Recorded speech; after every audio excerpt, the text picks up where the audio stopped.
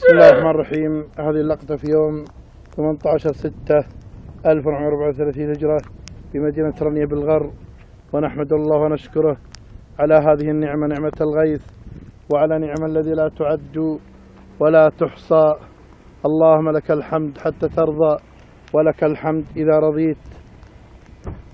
وفي هذا اليوم وفي هذه الأيام أنزل الله على هذه المدينة، مدينة رمية، الغيث، فلله الحمد ولله الشكر. وهذه المناظر بالقرب من جبال بني ظلماء، وقد سالت على إثر هذه الأمطار الشعاب والأودية. اللهم لك الحمد حتى ترضى، ولك الحمد إذا رضيت. بسم الله ما شاء الله. انظروا إلى آثار رحمة الله، كيف يحيي الأرض بعد موتها. ونشكر الله ونحمده على هذه النعمة، نعمة الغيث. قال الله عز وجل: أعوذ بالله من الشيطان الرجيم. إن الله عنده علم الساعة وينزل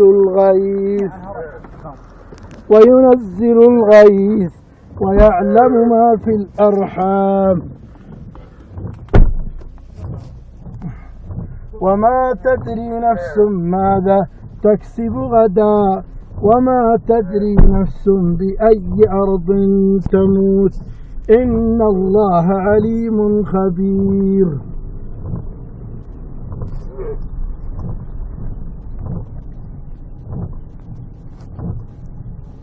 وقال عز وجل: ونزلنا من السماء ماء مباركا فأنبتنا به جنات وحب الحصيد والنخل باسقات لها طلع نضيد.